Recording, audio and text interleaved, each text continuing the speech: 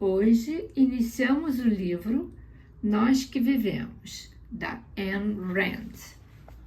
Parte 1, capítulo 1. Petrogrado fedia a ácido carbólico. Uma bandeira cinza-rosada, que havia sido vermelha, estava presa no meio de barras de aço. As vigas se elevavam até um teto de claraboias, cinza como aço devido à poeira do vento, de muitos anos. Algumas claraboias estavam quebradas, perfuradas por balas esquecidas.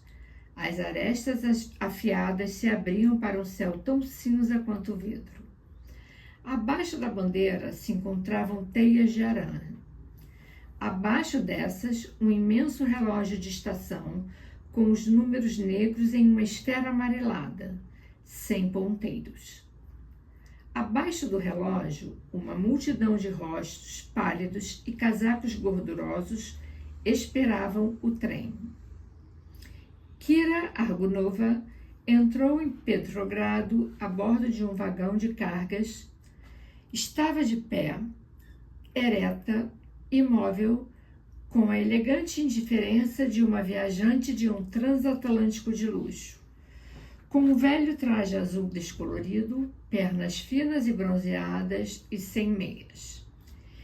Vestia um velho lenço de seda em volta do seu pescoço, cabelo curto e bagunçado, e um gorro de lã com uma aba amarelo claro.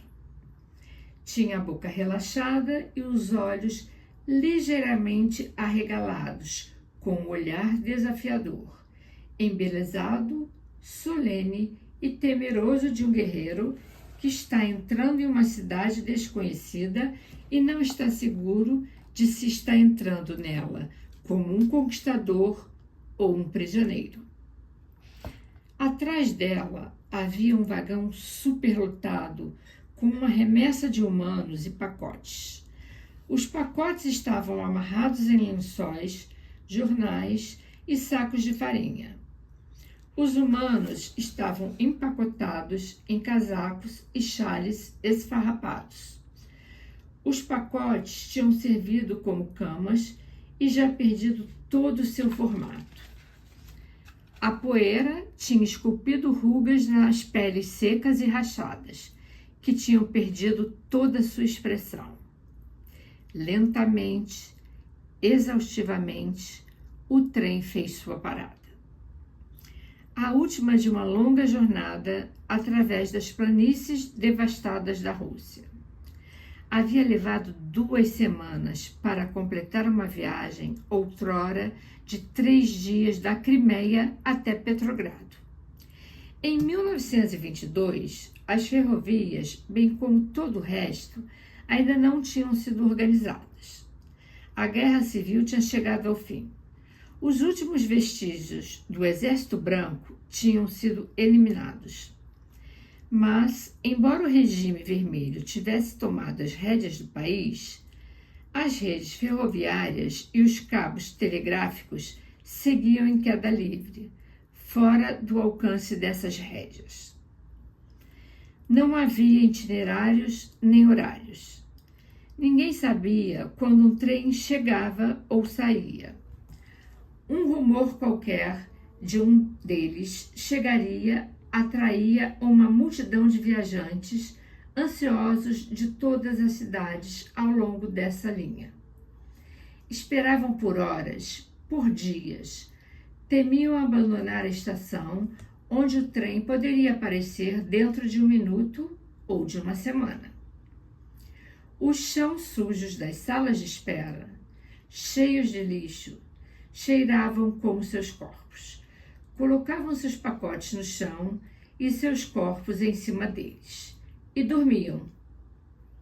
Mastigavam pacientemente pedaços de pão seco e sementes de girassol.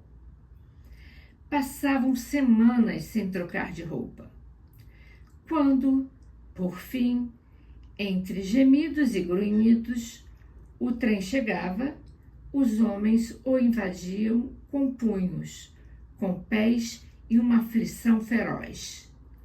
Como cracas, eles se prendiam aos degraus, aos forros, ao teto. Perdiam seus filhos e suas bagagens. Sem nenhuma campainha ou notificação, o trem saía rapidamente, levando aqueles que tinham subido a bordo. Kira Argunova não tinha começado a viagem em um vagão de carga. No início, ela tinha conseguido um bom lugar, uma mesinha junto à janela de um vagão de passageiros de terceira categoria.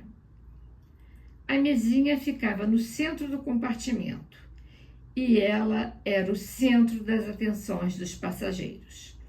Uma jovem oficial soviético admirava a silhueta de seu corpo, que desenhava sobre o fundo claro da janela quebrada.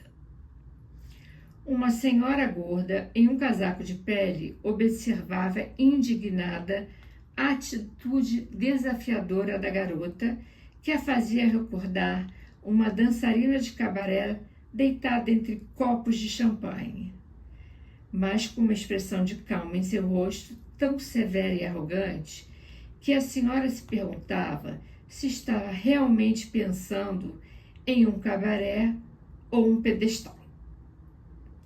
Por muitos longos quilômetros, os viajantes desse compartimento viram passar os campos e pradarias da Rússia como pano de fundo para um perfil de cabelos castanhos que o vento jogava para trás, revelando sua face.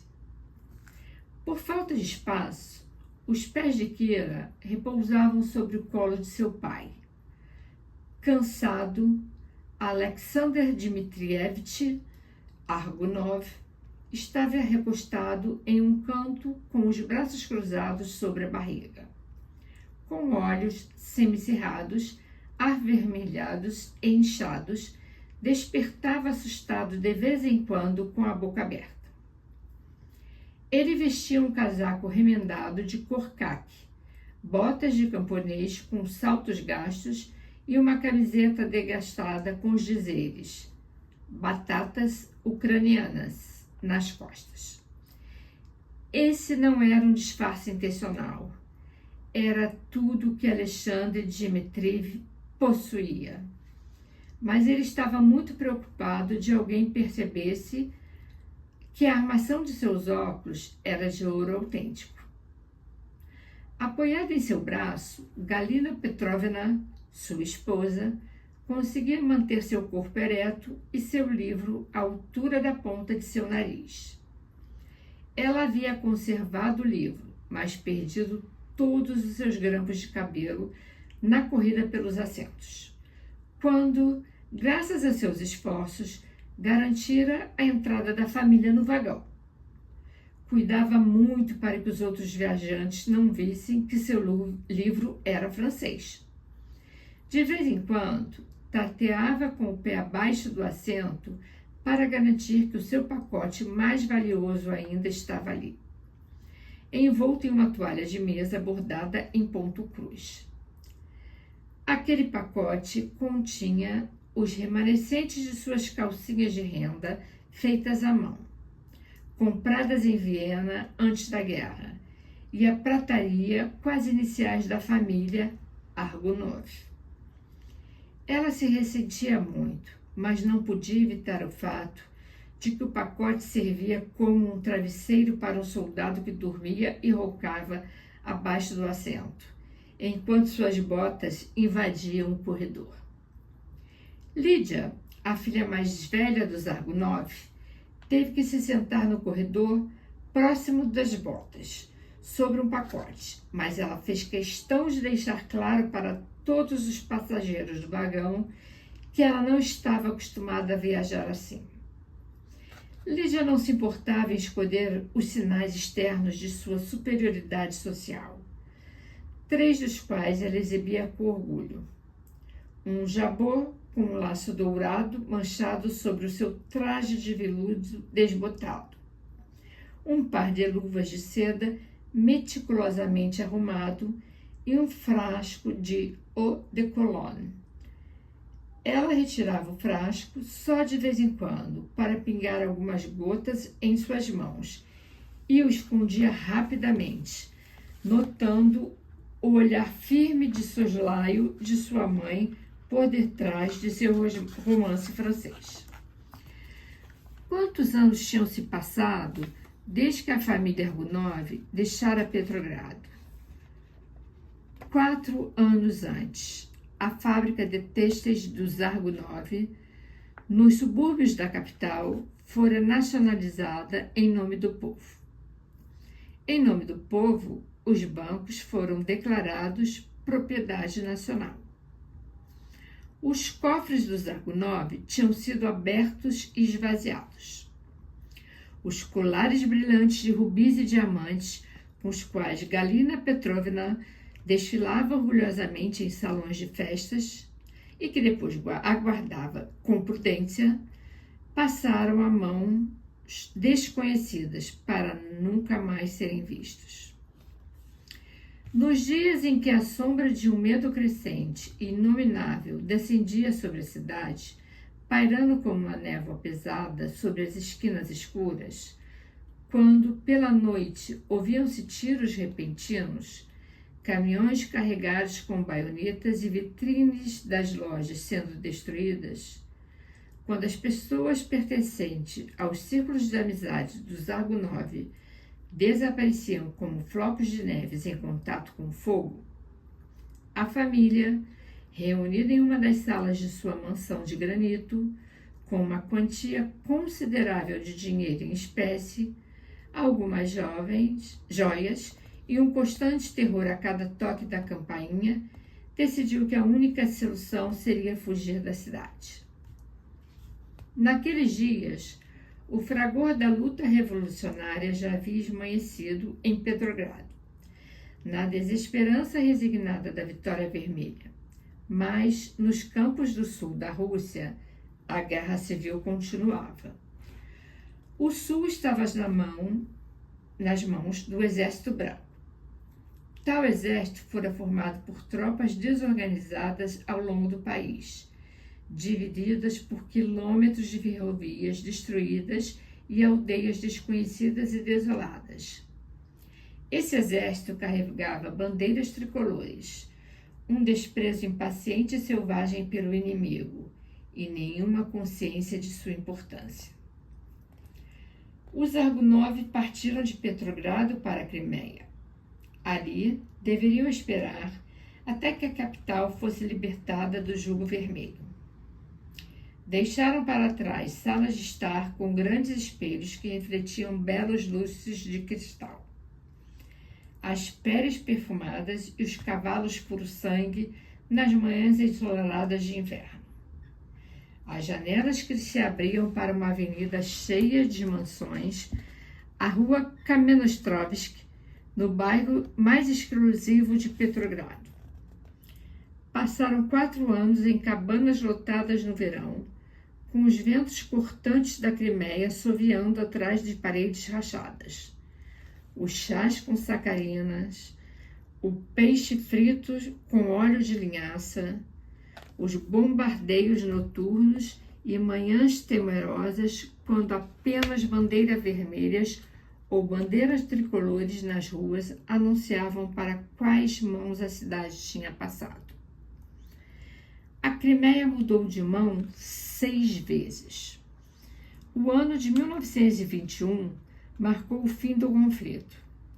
Das margens do Mar Branco às margens do Mar Negro, da fronteira com a Polônia até os rios amarelos da China, o estandarte vermelho elevou-se triunfante ao som da Internacional Comunista e do estrondo das portas do mundo que se fechavam para a Rússia.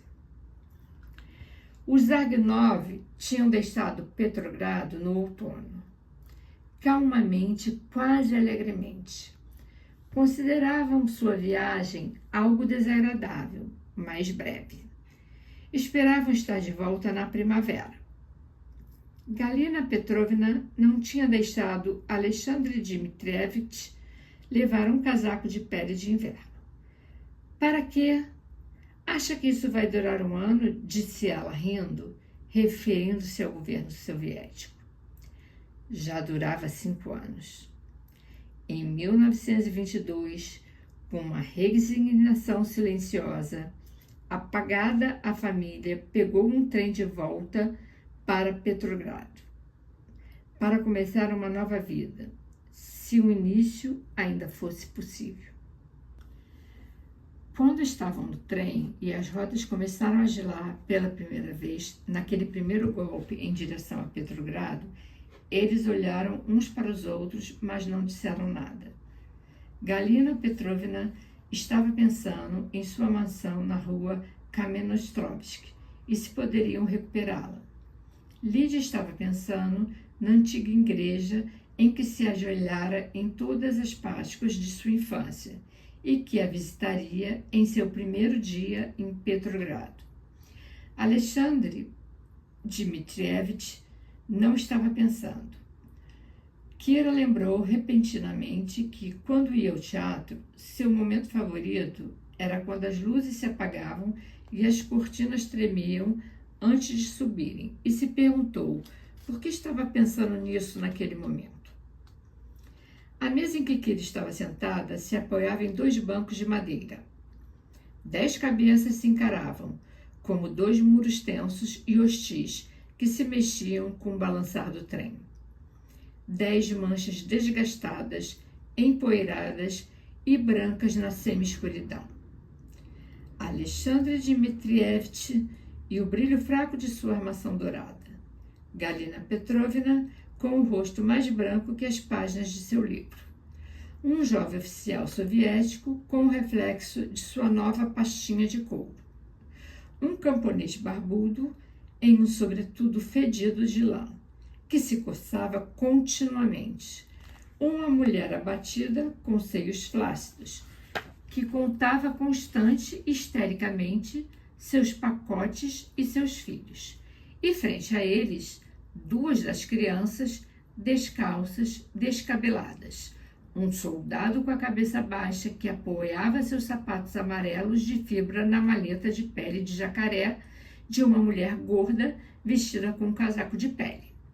A única passageira com uma maleta e bochechas rosadas e brilhantes, e próximo a ela, o rosto amarelado e sardento de uma mulher amargurada que vestia uma jaqueta masculina.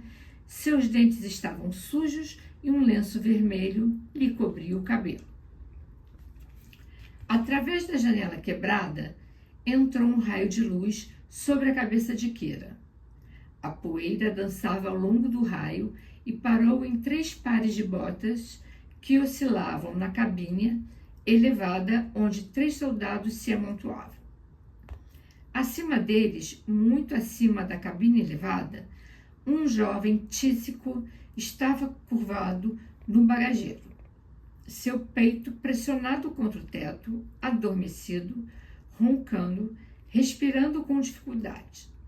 Sob os pés dos viajantes, as rodas batiam como se uma carga de ferro enferrujado se chocasse e soltasse faíscas, retinindo 3 degraus abaixo. E o outro choque e faíscas, e outro choque e faíscas, e sobre as cabeças dos viajantes, a respiração de um homem soava como o ar que vazava de um balão. O homem parava às vezes para gemer debilmente. As rodas seguiam. Kira tinha 18 anos de idade e pensava em Petrogrado. Os rostos ao seu redor falavam de Petrogrado. Não sabia se as frases que cruzavam aquele ar empoeirado tinham sido pronunciadas em 1 hora ou em 1 dia, ou nas 2 semanas daquela atmosfera de poeira, suor e medo. Não se recordava porque não as tinha ouvido. Em Petrogrado, eles têm peixe seco, cidadãos, e óleo de semente de girassol. Óleo de semente de girassol. E não de verdade? Stepka, não coce a sua cabeça para o meu lado. Coce para o corredor. Em nossa cooperativa em Petrogrado, davam batatas, um pouco congeladas, mas autênticas. Você já provava as panquecas de café com melado, cidadãos? A lama chega até os joelhos em Petrogrado. Você fica na fila por 3 horas na cooperativa e talvez te deem comida. Mas em Petrogrado está a NEP. O que é isso? Nunca ouvi falar dela? Você não é um cidadão consciencioso. Sim, companheiros, Petrogrado, NEP e comércios privados. Mas se você não é um especulador, você morrerá de fome. Se for, pode ir e comprar o que quiser. Mas se comprar, você é um especulador. Então, cuidado. Mas se não for, não terá dinheiro para um comércio privado e precisará ficar na fila da cooperativa. Na cooperativa, eles distribuem pães. Uma barriga vazia é uma barriga vazia para todos, menos para os piolhos. Para de se coçar, cidadão. Alguém no andar superior disse: eu gostaria de comer mingau de trigo sarraceno quando chegasse em Petrogrado. Oh, Deus, suspirou a senhora com colete de pele. Se eu pudesse tomar um banho de banheira com sabonete, assim que chegasse em Petrogrado. Cidadãos, Lídia perguntou atrevida. Eles têm sorvete em Petrogrado? Faz 5 anos que não tomo. Sorvete de verdade, gelado, tão gelado de tirar o fôlego. Sim, disse Kira, tão gelado de tirar o fogo, mas, então, você pode andar mais rápido. E há luzes, uma longa sequência de luzes que passa enquanto caminha. Do que você está falando? Perguntou Lídia. Ora, sobre Petrogrado, respondeu Kira, olhando surpresa. Eu pensei que você estivesse falando de Petrogrado e do frio que faz lá, não? Não, não é sobre isso. Você está distraída como sempre. Eu estava pensando nas ruas, as ruas de uma grande cidade, onde tudo é possível e muitas coisas podem acontecer. Galina Petrovna respondeu secamente. Você diz com alegria, não? Eu diria que todos já estamos cansadas de coisas acontecendo. Já não aconteceu muita coisa com a Revolução e tudo mais? Ah, sim, a Revolução, disse Kira, indiferente. A mulher com lenço vermelho abriu um pacote e tirou um pedaço de peixe seco e falou em direção à cabine elevada. Por favor, afaste suas botas, cidadão. Estou comendo. As botas não se moveram. Uma voz respondeu: você não come pelo nariz. A mulher deu uma mordida no peixe e, cutucando furiosamente o casaco de pele de sua vizinha, disse: certo, nenhuma consideração por nós, os proletários. Se eu estivesse usando um casaco de pele, não estaria comendo peixe seco, estaria comendo pão branco. Pão branco? Disse a senhora do casaco de pele, que se sentia intimidada. Mas, cidadã, quem já ouviu falar de pão branco? Eu tenho um sobrinho no Exército Vermelho, cidadã, e nunca vi pão branco, nem em meus sonhos. Não? Aposto que você não comeria peixe seco. Quer um pedaço? Por quê? Por quê? Sim. Obrigada, companheira. Estou com um pouco de fome. E daí? Conheço vocês, burgueses. Ficam encantados em ficar com o último pedaço da boca de um trabalhador. Mas não será da minha boca. O vagão fedia madeira podre. As roupas que não tinham sido trocadas por semanas e ao odor que vinha de uma portinhola aberta ao final do vagão. A senhora do casaco de pele se levantou e caminhou timidamente para essa portinhola, passando por cima dos corpos no corredor. Poderiam sair por um momento, cidadãos? Perguntou ela. humildemente para os 2 cavalheiros que viajavam confortavelmente em um pequeno compartimento privado. Um deles no assento, o outro esticado na imundície do piso. Certamente, cidadã, respondeu educadamente o que estava sentado, dando um pontapé no que estava deitado para acordá-lo.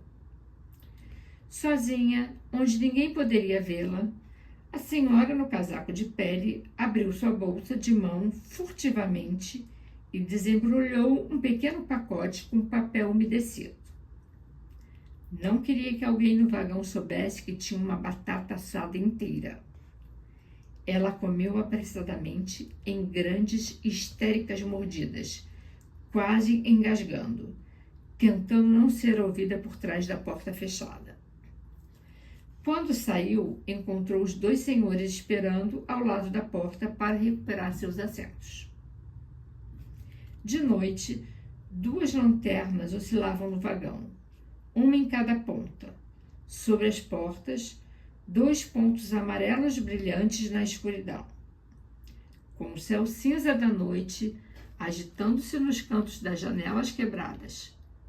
Figuras negras, rígidas e flácidas como bonecos, saltavam pelo ruído das rodas, adormecidas sentadas.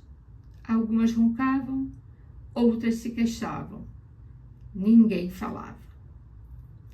Quando passavam por uma estação, um raio de luz varria o vagão que, por um instante, recortava a figura de Kira.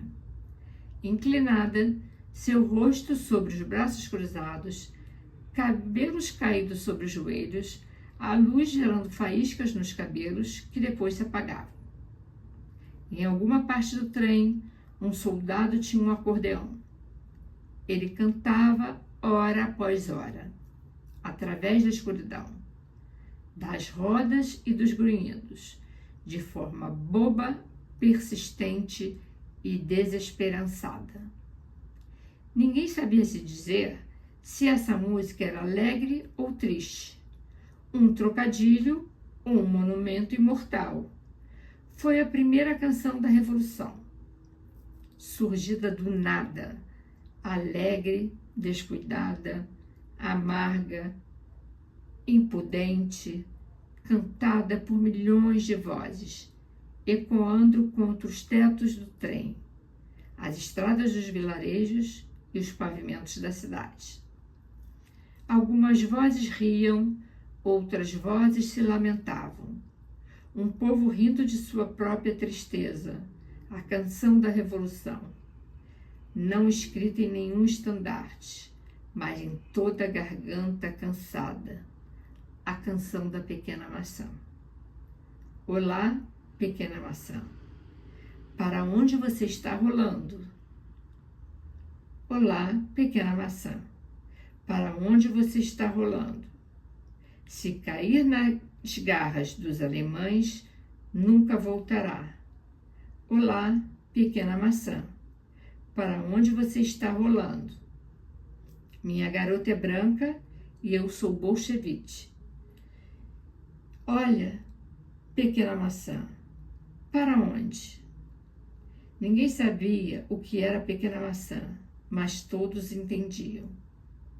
Muitas vezes, em toda a noite, alguém chutava a porta do vagão e uma lanterna entrava, mantida elevada em uma mão trêmula.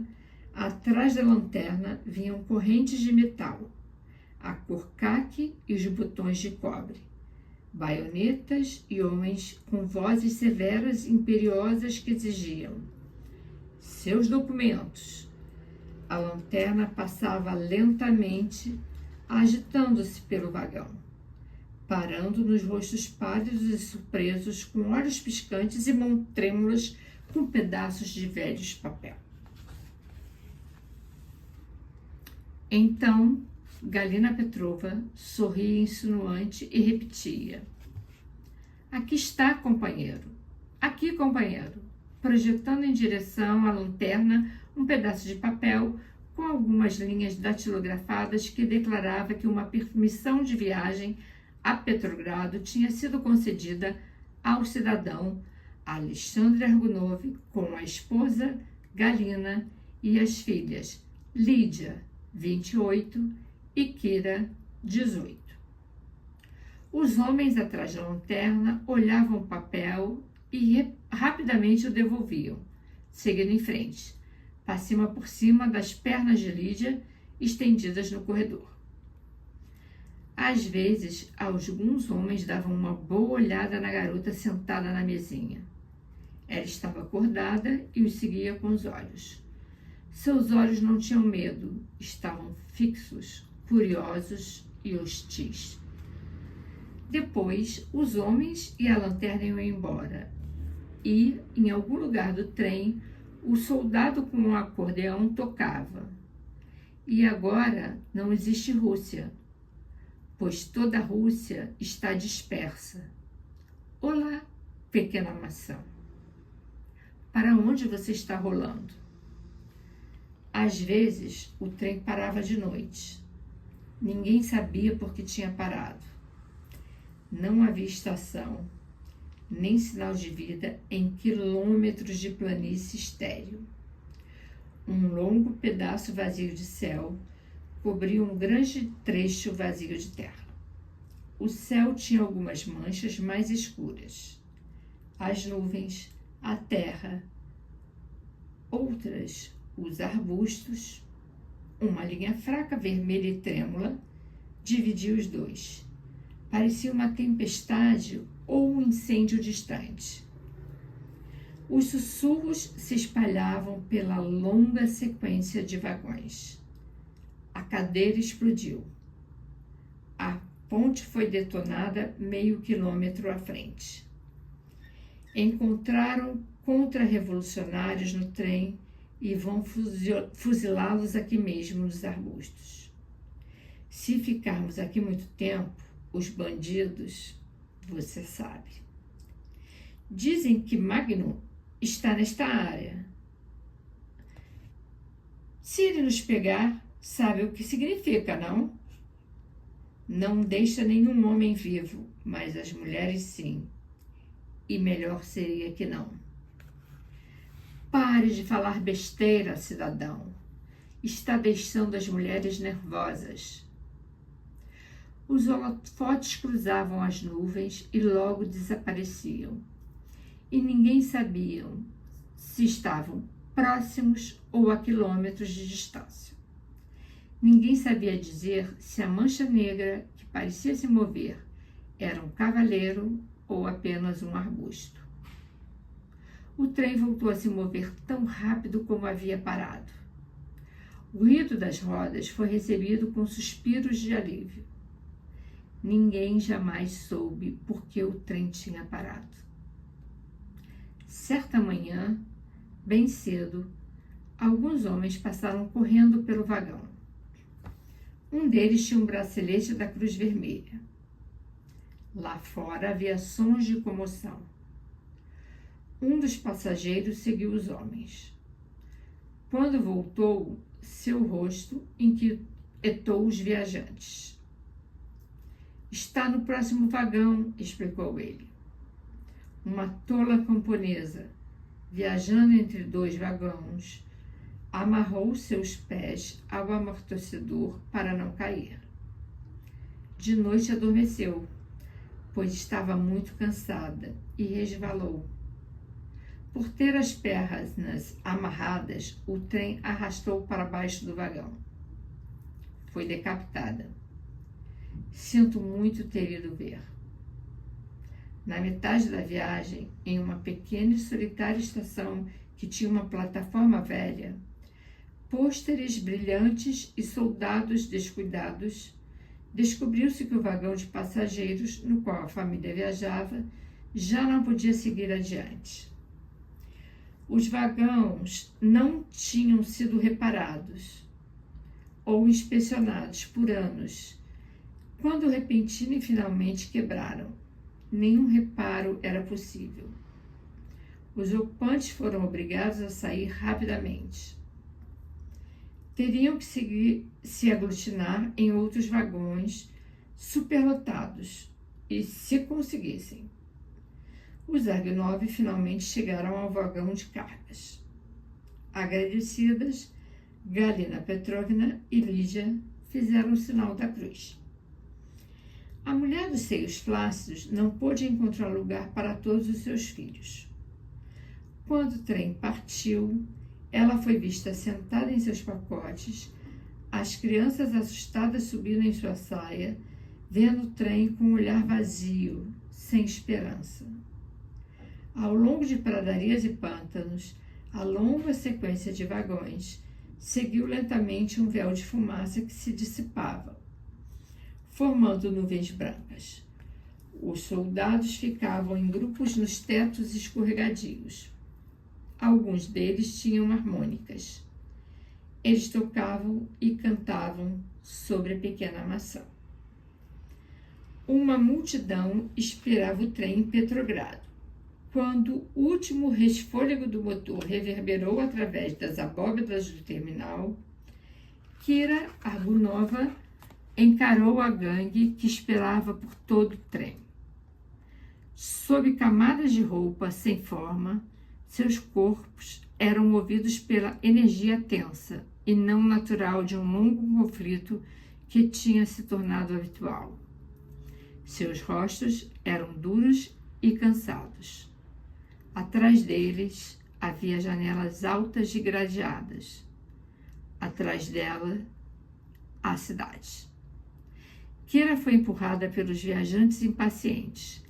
Ao sair do trem, parou por um momento, vacilante, como se sentisse a importância desse passo. Seu pé bronzeado era calçado por uma sandália artesanal com cordas de couro. Por um instante, o pé ficou em suspenso no ar. Então a sandália de madeira tocou a madeira do solo da plataforma. Kira Argunova estava em Petrogrado.